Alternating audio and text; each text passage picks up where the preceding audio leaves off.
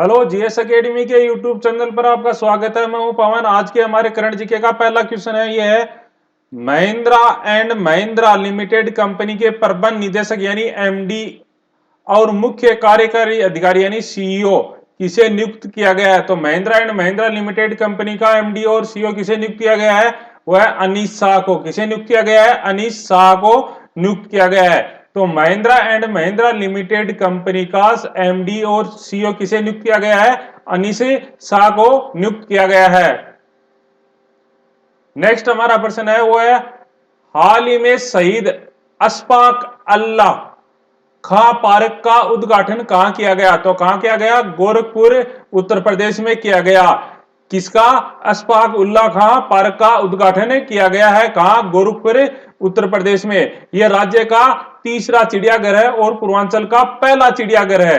पूर्वांचल का पहला चिड़ियाघर और राज्य का तीसरा चिड़ियाघर है, जिसका नामकरण है वो शहीद अशफाक उल्लाह खां के नाम पे रखा गया है। नेक्स्ट है, केंद्रीय उड्डयन मंत्री हरदीप सिंह पुरी के अनुसार किस एयरलाइंस का 100% निजीकरण किया जाएगा।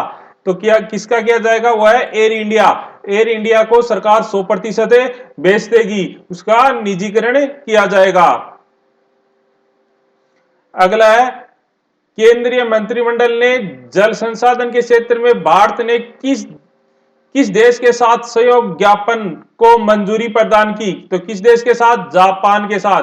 तो भारत और जापान मिलकर जल संसाधन के क्षेत्र में काम करेंगे, इसी को लेकर केंद्रीय मंत्रिमंडल ने अपनी मंजूरी दी है। नेक्स्ट है, बिजली तथा नवीन ऊर्जा नवीकरण ऊर्जा मंत्री राजकुमार सिंह किस शहर में ग्राम उजाला योजना लॉन्च की। तो किस शहर में लॉन्च की है, वाराणसी में। तो हाल ही में केंद्र सरकार ने ग्राम उजाला योजना किस शहर में शुरू की है, तो वह है वाराणसी में। तो बिजली तथा नवीन एवं नवीकरणीय ऊर्जा मंत्री कौन है, राजकुमार सिंह। कौन है, राजकुमार सिंह, जिसने किस शहर में ग्राम उजाला योजना लॉन्च की है, वह है वाराणसी में। नेक्स्ट, पिछला हमारा प्रश्न पूछा गया था, वो पूछा गया था जलवायु परिवर्तन सूचकांक 2021 में भारत किस स्थान पे है। तो किस स्थान पे है, 10वें स्थान पे। और इसका सबसे पहले सही उत्तर दिया था, वो दिया था पूनम शर्मा ने। आज का हमारा प्रश्न है, वो है प्रधानमंत्री राष्ट्रीय बाल पुरस्कार 2021 के लिए कितने बच्चों का चयन किया गया है। आपको बताना है, केंद्रीय जो मंत्री है प्रधानमंत्री राष्ट्रीय बाल पुरस्कार 2021 के लिए कितने बच्चों का चयन किया गया है, वो आपको बताना है। आज के हमारे गणित का पहला क्वेश्चन है, वो है दो परस्पर रूट संख्याओं का गुणनफल 91 है, तो उन संख्याओं का महत्व होगा। आपको उन संख्याओं का महत्व बताना है। मैं आपको बताऊं कि कोई भी दो भाज्य रूट का संख्या का मतलब हो गया भाज्य संख्या, और उन भाज्य संख्याओं का कॉमन यानी महत्व कितना होता है, 1 होता है। कोई भी भाज्य संख्या हो, उनका महत्व कितना होता है, 1 होता है। नेक्स्ट हमारा यह बोल रहा है कि दो संख्याओं का महत्तम समापवर्त यानी महत्व निकालने में अंतिम भाजक 35 है, मतलब लास्ट का महत्व है वो कितना है, 35 है। ऊपर से नीचे तक भागफल क्रम से 2 2 1 3 है, वे संख्याएं हैं, मतलब आपको वो दोनों संख्याएं बतानी है। तो इसको देखो मैं आसान तरीके से बताता हूं। आपको क्या करना है कि पहली संख्या ए मान लेनी है, उसका भाग देना आपको बी में। तो भागफल कितना गया, 2 गया, लेकिन शेषफल आपको नहीं पता है, तो आप शेषफल मान लो सी। फिर मैं सी का किस में भाग दूंगा, मैं ए में भाग दूंगा, ठीक है। और यहां शेषफल कितना हमारा, यहां शेषफल है हमारा, भागफल कितना है, 2, लेकिन शेषफल नहीं पता है, तो आप शेषफल मान लो डी। अब मैं डी का भाग दूंगा, ठीक है, वो किस में दूंगा, मैं ई में दूंगा, ठीक है, सी में। डी का भाग में किस में दूंगा, यहां से आएगा सी में, ठीक है। और भागफल कितना है, 1 है, ठीक है। और शेषफल हमारा कितना बच गया, वो बच गया ई बच गया।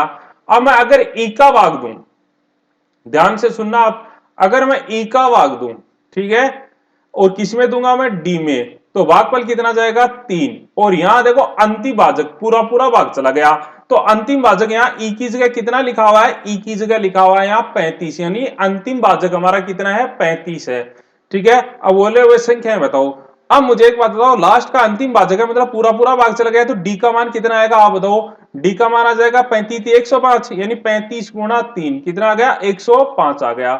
ठीक है, आ गया मान यहां। मैं अगर डी का मान यहां रखूं तो डी का मान कितना है हमारा 105 है। अब देखो बाघ कितनी बार गया हुआ है, एक बार गया हुआ है। ठीक है, और शेषफल कितना बचा हमारा 35 बचा हुआ है, तो सी का मान कितना होगा हमारा, वो होगा 105 गुना 1 प्लस 35 यानी 140। कितना आएगा 140। समझ में आया। फिर मैं क्या करता हूं, यहां देखो सी का मान यहां रख देता हूं। ठीक है, यहां रख दूंगा कितना आएगा, सी का मान आ गया मेरा 140। ठीक है, अगर मैं इसमें इसका एक ए में भाग दूंगा तो 2 बार जाएगा और शेष कितना बचेगा हमारा डी डी यानी 105। तो देखो हमारा ए कितना आ जाएगा, वो आ जाएगा 140 गुना 2 प्लस 105। तो देखो 280 105 कितना हो गया 385। कितना आ गया हमारा 385। ए का मान आ गया 385। अब हमें मान चाहिए बी का, तो मैं यहां रख देता हूं। ए का मान हमारा कितना है 385। ए कितना है 385। तो अगर मैं 385 का भाग दूं मैं बी में तो कितनी बार जाएगा 2, और शेष पर सी यानी सी कितना है हमारा 140 बचना चाहिए। तो मैं क्या करूंगा, बी का मान कितना आ जाएगा मेरा, वो आ जाएगा 385 गुना 2 प्लस 140। अगर इनको मैं देखूं तो ये कितना आएगा 770 प्लस 140 बराबर आ गया हमारा 910। तो वो संख्या कौन कौन सी हो गई, एक तो हो गई 910 और दूसरी कितनी हो गई 385। तो वो संख्या कौन कौन सी है 910 और 385। अगर आपके समझ में नहीं आया तो आप एक बार रिपीट करके दोबारा देख लेना। ठीक है, फिर भी समझ में नहीं आया तो कमेंट करके बता देना, मैं आपको दोबारा बता दूंगा। नेक्स्ट हमारा प्रश्न है वो है दो संख्याओं का गुणनफल कितना है 2160 है, उनका महत्तम समापवर्ती कितना है 36 है। संख्याओं का लघुत्तम समापवर्ती यानी लस्य होगा।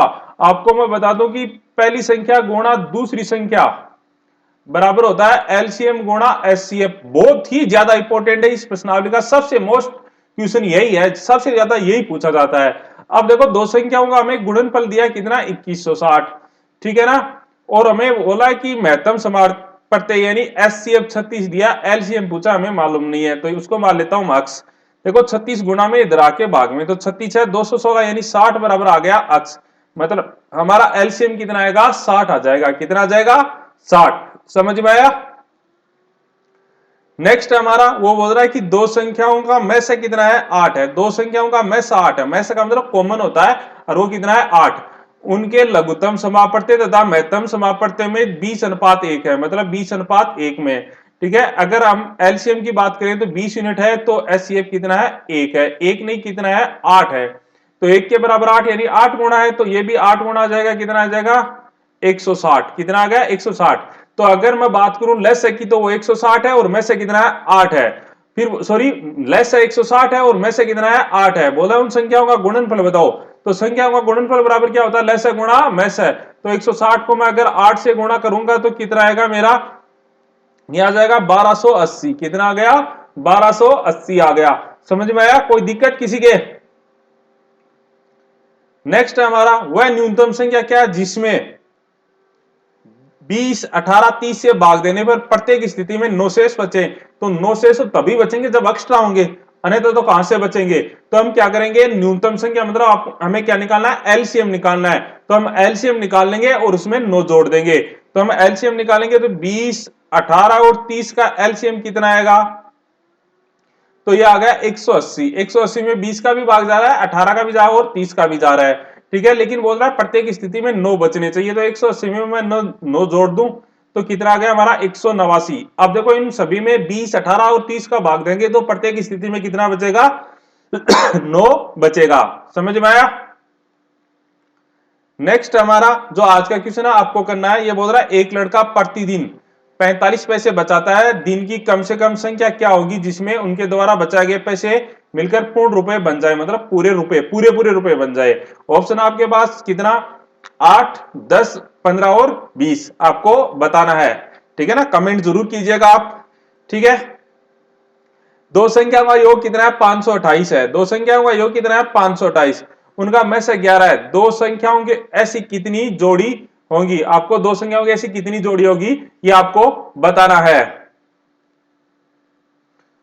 एक वृत्ताकार पथ 30 किलोमीटर लंबा, चार धावक उस एक ही स्थान से एक ही दिशा में एक साथ क्रमशः 4, 5 और 6 और 10 किलोमीटर प्रति घंटा की चाल से चलते हैं। मतलब पहले की चाल है 4 किलोमीटर प्रति घंटा, दूसरे की 5 किलोमीटर प्रति घंटा, तीसरे की 6 किलोमीटर प्रति घंटा और चौथे की 10 किलोमीटर प्रति घंटा। तो कितने घंटे बाद वो एक साथ उसी स्थान पे मिलेंगे आपको बताना है। ठीक है, नेक्स्ट क्वेश्चन आ गया हमारा, वो है दो संख्याओं का मैस है 12 है। दो संख्याओं का मैस है कितना है 12, उनके बीच 12 का अंतर है, कितने का है 12 का। वे संख्याएं होंगी, आपको वो संख्याएं बतानी है कौन कौन सी वो संख्याएं होंगी। अरे ज्यादा से ज्यादा लाइक और शेयर करो, आज हर स्टूडेंट शेयर करेगा और कमेंट करेगा, तुम्हारे माँ बाप की सौगन है तुझे, ठीक है ना। नहीं किया तो मैं देखता हूं आज किसको नहीं लगती माँ बाप की सौगन। अगला है, जब 3444 तथा 4454 में किसी 3 अंकों की संख्या से भाग दिया जाता है तब शेषफल समान रहता है। शेषफल क्या रहता है, समान। ऐसी छोटी से छोटी 3 अंकों की संख्या क्या है आपको बतानी है। आज के लिए बस इतना ही, धन्यवाद, थैंक यू।